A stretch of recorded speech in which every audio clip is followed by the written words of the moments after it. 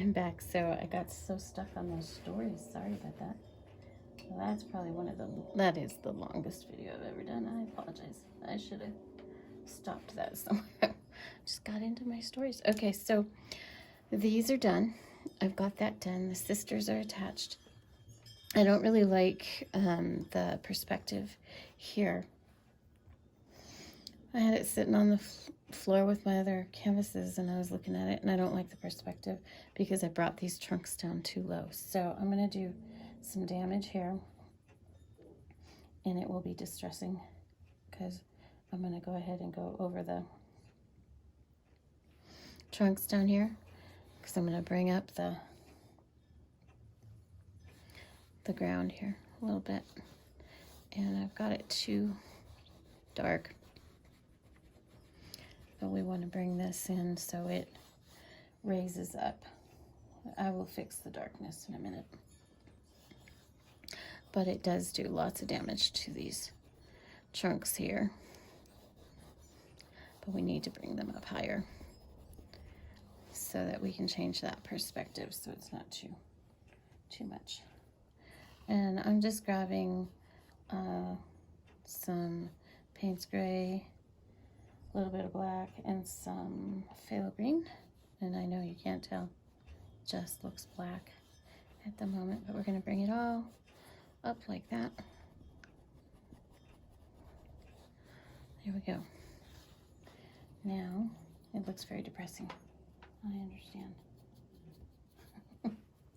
Looks depressing to me too. Okay, so now I'm going to come in with another brush and I'm going to start just knocking down the dark.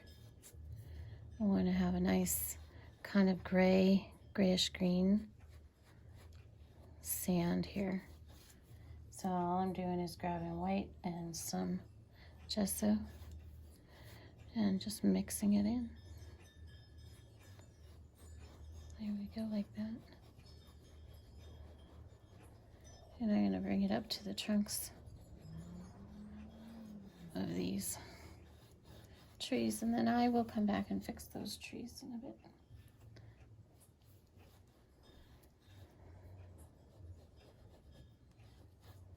But right now I'm just going to give it some kind of brownish. It's looking really brown right now, but it'll change some more.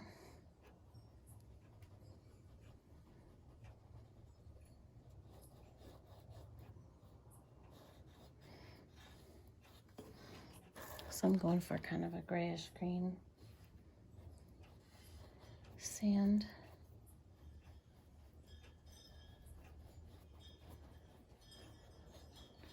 Sometimes I have to redo the perspective of what I'm doing it. Basically, it's where you're viewing your picture here. And what happened is I brought those trunks down too far, and so then it made the ocean slide down here. And it's a real easy to do when I get working on those details. Okay, we're starting to get a good color there. Okay, we're gonna bring in some more white. See how that's softening? What that noise is. Molly's getting into something outside. Yeah, crazy Molly. See, that's what happens. I gotta start talking about pets. Oh, I had a long list, didn't I? Goodness.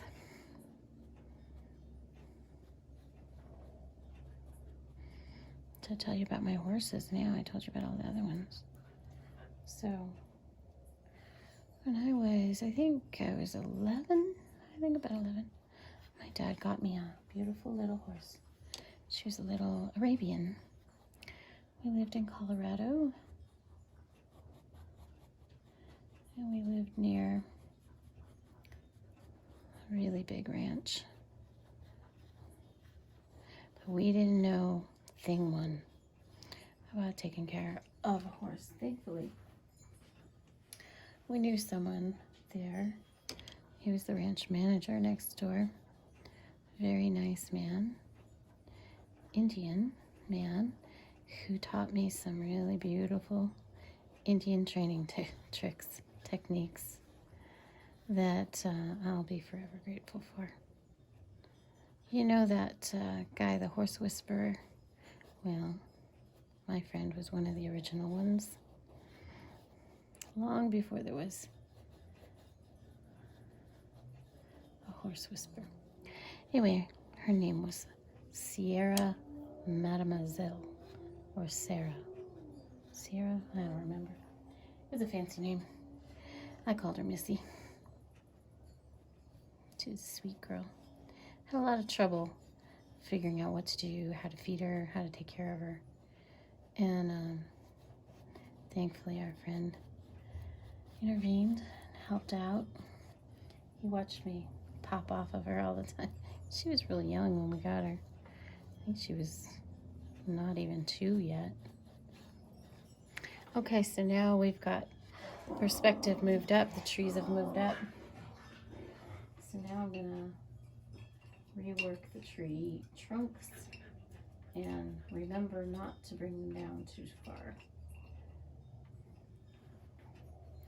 And I'm just using the same stuff I was before: black, Payne's gray, little white, sometimes a little bit of blue. So we're gonna bring it somewhat in the same shape, but I'm just gonna be bringing it shorter. Anyway, he watched me pop off of my horse many times. And he also noticed that she wasn't being fed properly by how we kept our hay and stuff like that. So he would come in and give me lessons on how to care for her feet, her hooves. He just did it out of the goodness of his heart and caring about me and that beautiful little horse. And like I said, we didn't know anything. He definitely saved me, saved her for sure. Anyway, so he first started, teaching me how to care for her hooves, clean them out, taught me how to care for her space where she lived, taught me how to feed her. And then he did some really amazing training techniques with a rope and a blanket, a horse blanket, saddle blanket. He would take the rope, a real soft rope, and he ran it all over her body, down her legs, along her back, talking to her, gentle, quiet. Like I said, horse whisperer type. And then he moved to the saddle blanket. And then he moved to the bridle and all the pieces of the bridle, and he did the same thing. He just ran that on her neck, around her body, talked to her the whole time, showed me how to do it. And really, it didn't take long at all. And I was on her back, and she was fine. But he did that with the rope, the bridle, gently brought it into her mouth. She accepted it right away.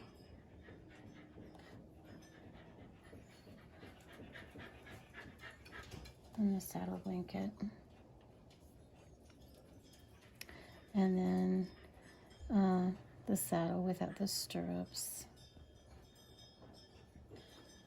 And then the cinch.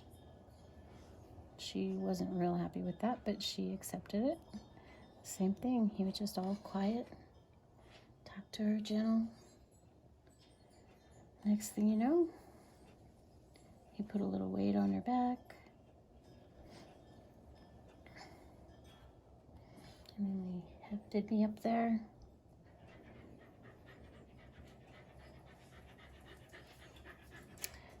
And we never looked back, her and I.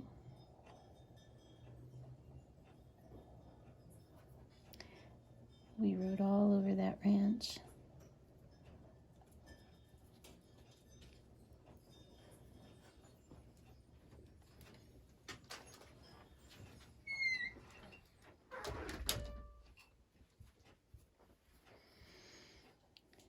The very high mountains there. We rode the fence lines and reported back any things that weren't right.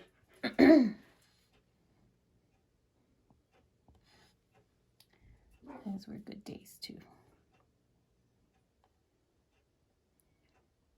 At the time, I did not realize what a gift my friend was giving me. I just thought it was the normal way until I saw how all these other people were training their horses. Then I realized that he had shared a really special heritage with me. That's how I dealt with horses from that day forward. That's what he taught me. And it was always effective. Kindness is always effective. Then we got her half-brother, and his name was Nazan. And by then I knew what I was doing, how to do it. He was fun. And then we got a little pony. His name was Rusty. He was trouble. Ponies are. I like them. I like troublemakers. Just do. Okay, so this is the point where you want to look back and say, okay, is that up high enough? And I think so. And I don't want to mess with it anymore except for working on some of these edges back here.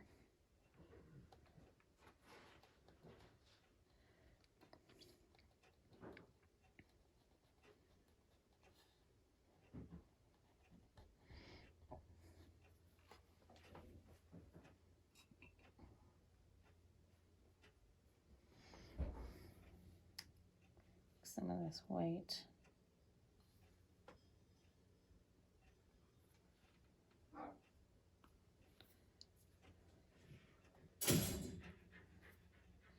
I'm just kind of softening these edges here.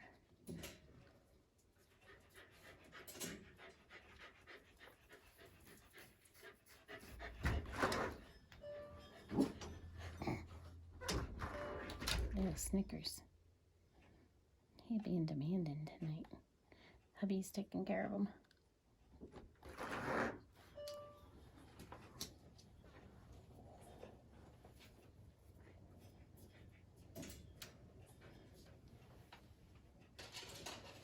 Silly dog.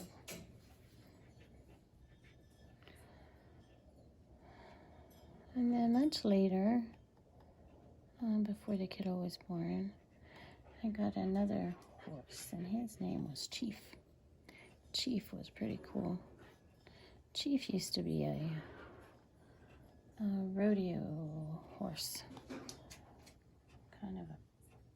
He was a couple of things. He was a bucking bronco at one time, and he was also a clown. He did clown stuff. So once in a while he threw me off because I would bump his sides because I have short legs. And then he would do his clown antics once I fell off. He would bow. He had been trained to bow And he just bowed and bowed and bowed. He was so sorry. I was like, it's okay, Chief. My fault. And he was the last horse I had. After that life changed a bit. That's okay. And now I just enjoy watching them in the fields running. I'm actually quite allergic to them now. It's kind of funny. But I like to go down to this area we call Corrales here in Albuquerque just to get a whiff of the horses, because there's horses there. Donkeys. They're cute. Okay, I'm not real happy with that, but I have to come back and work on it some more. Now I'm gonna go ahead and finish up these trunks, but we're gonna try to be kind of quick. This trunk, not these. There's only one trunk here. Silly me. Hey, Miss Molly, Huffy Puffy.